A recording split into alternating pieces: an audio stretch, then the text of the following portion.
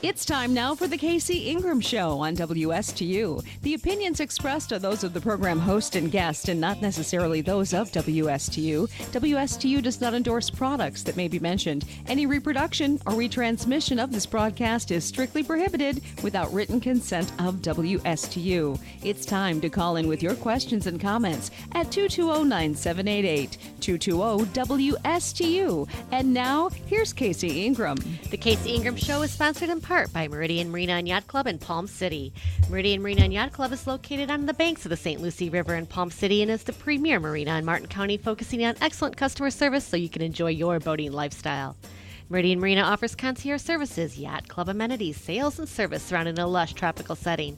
Meridian Marina is the largest marina in Martin County on 11 3/4 acres with a 62,000 square foot indoor storage facility that can accommodate up to 300 boats. You can also try out their great service department that is open 5 days a week from 8 to 4. Call them up at 772-221-8198. That's 772-221-8198, or visit them online at meridianmarina.com for more details. At Meridian Marina, we do all the work so you can enjoy your boating lifestyle.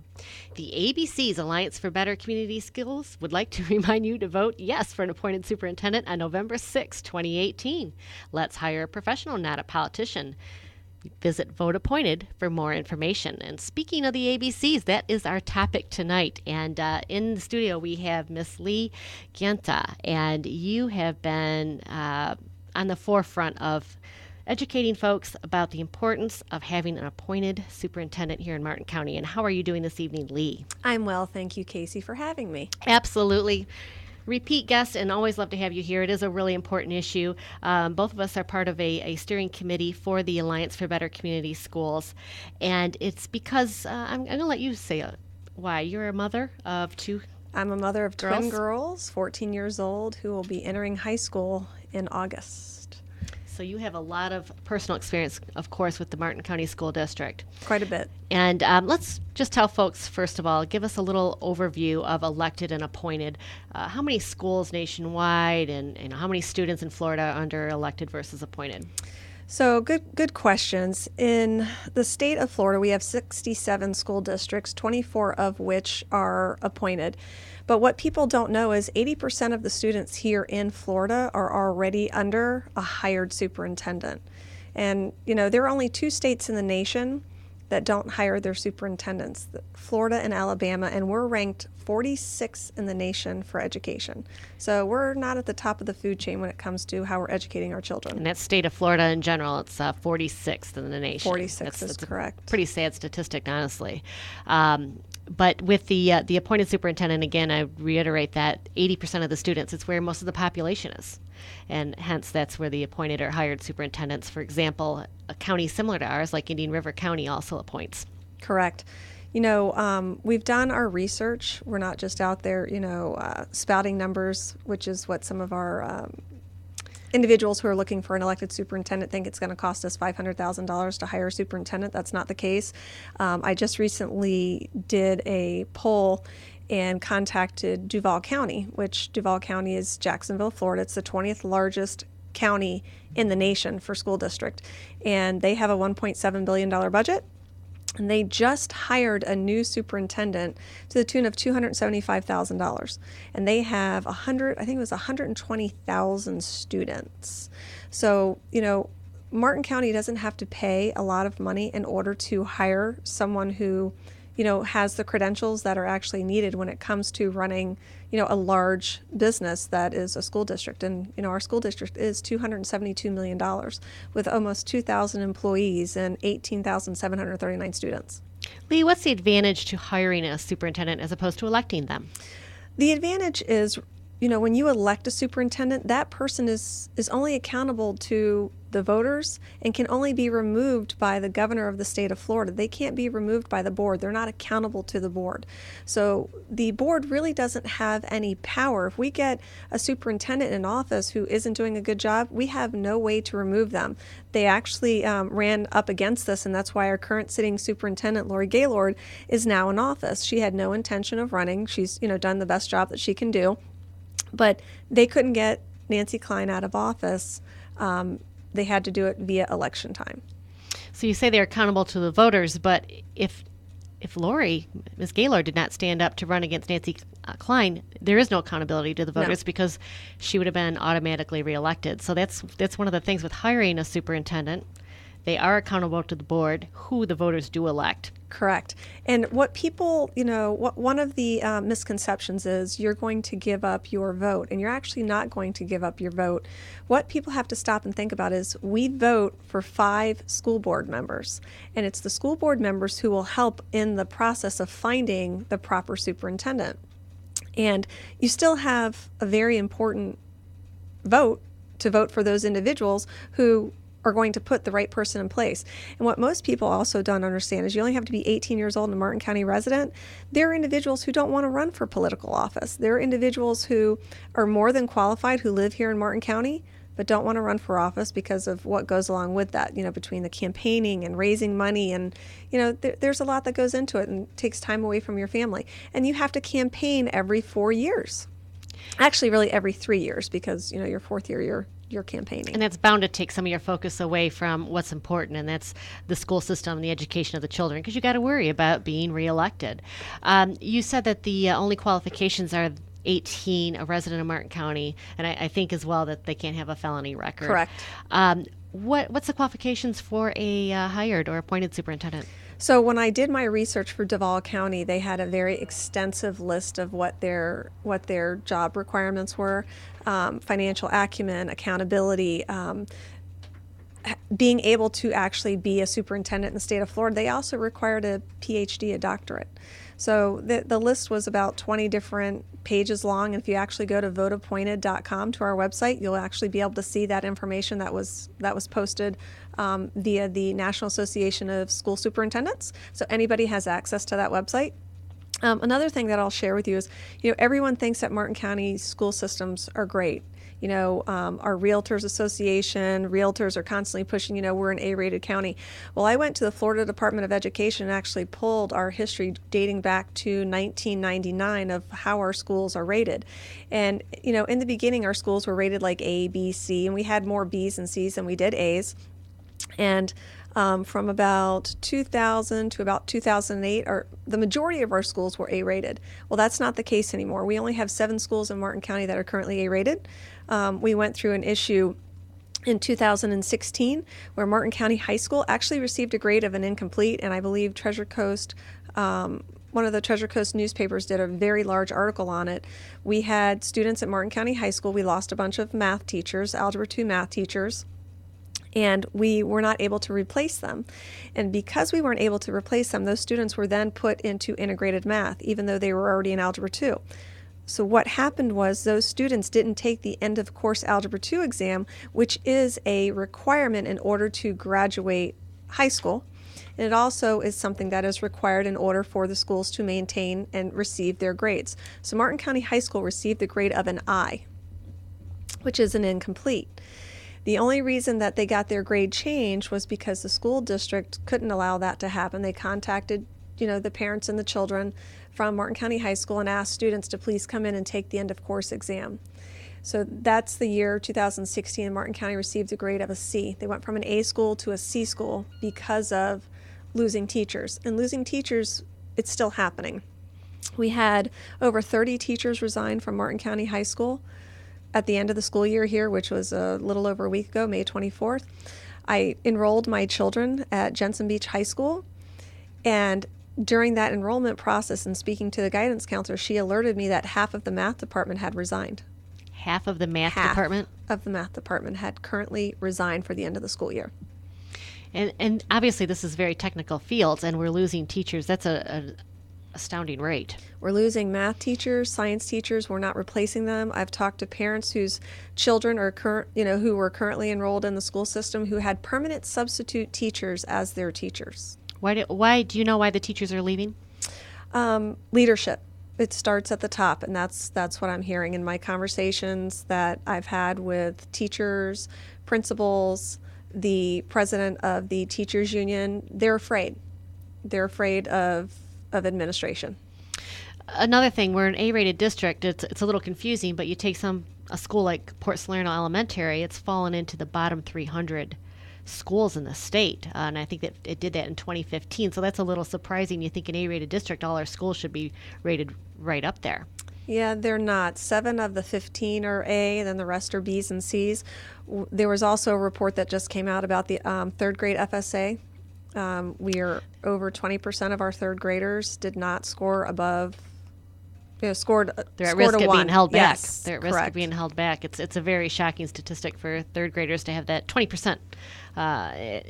That they have to do some remediation, or they'll be held back, one or the other. So it's a frightening Yep. statistic. They have to go to summer school, and if summer school doesn't work, yes, they will be retained in third grade. In third grade. Lee, tell me a little bit more about the criteria for the superintendent. Demographics are changing so much in the state of Florida and right here in Martin County. 30 years ago, we were a much smaller county, and now we're not. And, does that play into the criteria of you elect somebody that's within Martin County lines only, or do you look outside the lines, look statewide, maybe nationwide? So the demographics, back to 1993, the budget was for the county was roughly about $83 million. The school board was about 87, and today it's $272 million. The school district $272 million budget. So it is, it's more than tripled. It's about 40% of your taxes, Right. your property tax. And what people don't understand is that the property tax that we pay, 100% of that does not come back to us. Only 39.7% of that comes back to Martin County for our education. So right now we're running close to a $100 million deficit. There's 2 schools that are in need of being replaced. The county administrative building, the Martin County School District Administrative Building, they've got issues there. South Fork High School has major issues. And then you have teacher compensation. And, money is always going to be an issue. There are 2 initiatives on the ballot for them as well, as far as, raising taxes. That's right. The August ad valorem. and November. That's ad right. valorem is in August, and then the sales tax is in November.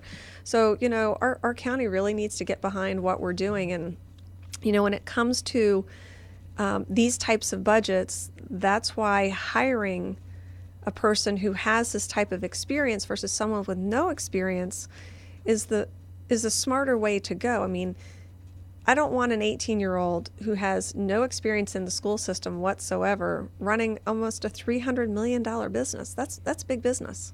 It does. I can't imagine any private company that would survive just hiring a kid, 18, or anybody without experience, without somebody that is that CEO, the real leader of the company. And superintendent's position is incredibly important because not only are you educating, 18,000 plus students, not only are you responsible for leading the ship for that, but it's also that budget. So they have to have a good business sense, a good business background, as well as an understanding of what the teachers are going through.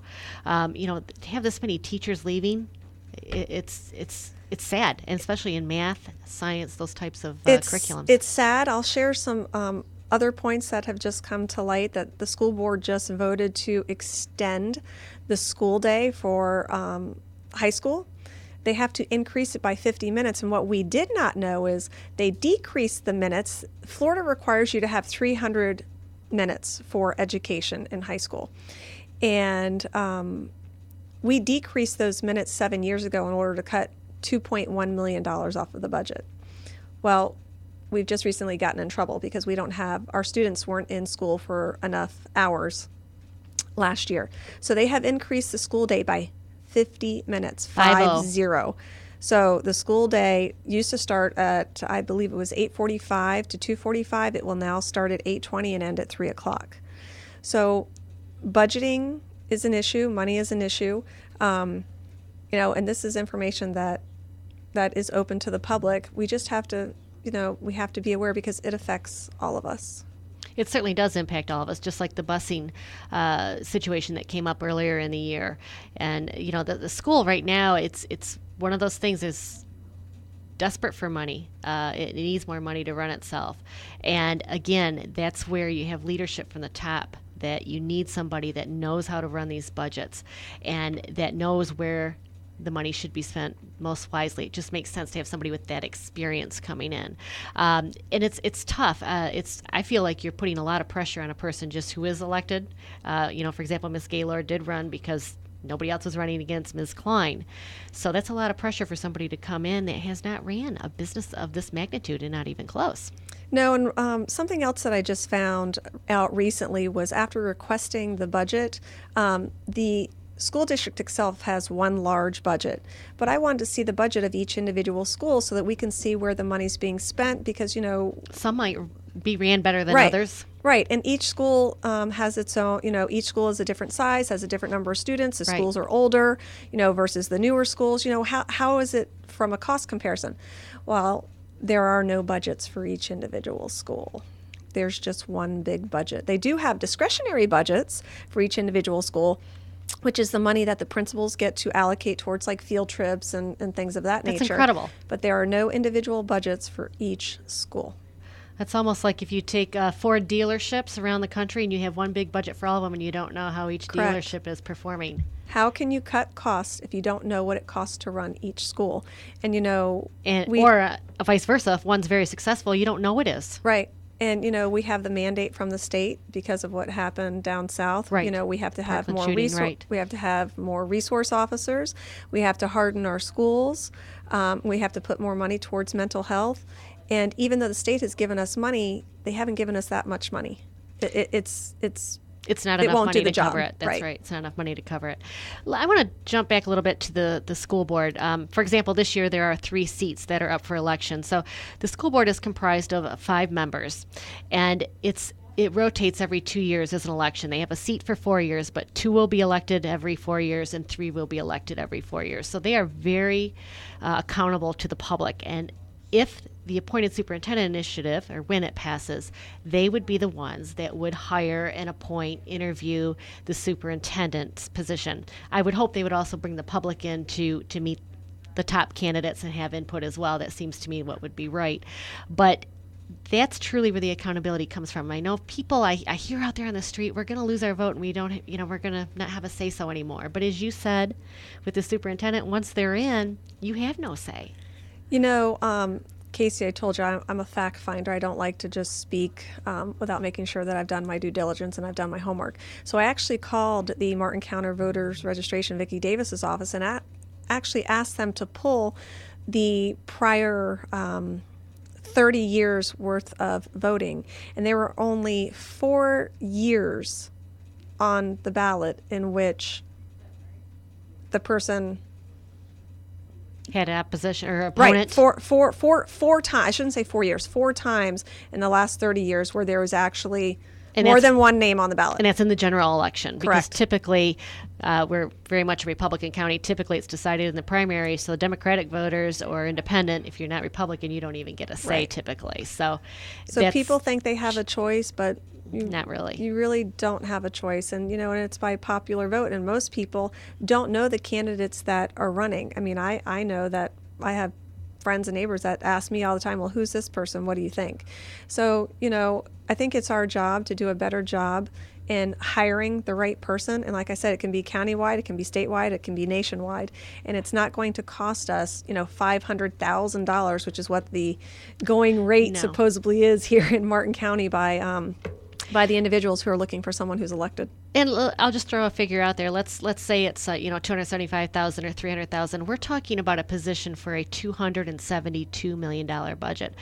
And if you can put criteria, credentials down and make sure you're hiring somebody that has the experience to run a school system such as ours and a budget sense of ours, such as ours, that's very important. And truly, myself, I feel it's a small price to pay. And I'll tell you one thing, I've had some people come up and say, oh my goodness, look what happened with the city of Stewart. They had a city manager that didn't work out, and wow, if we had elected him, it would have been different. And I said, really? Because guess what? If you had elected him, and if this was the superintendent, you would have been stuck with this person for 4 years, and then you would have to hope somebody would run against him.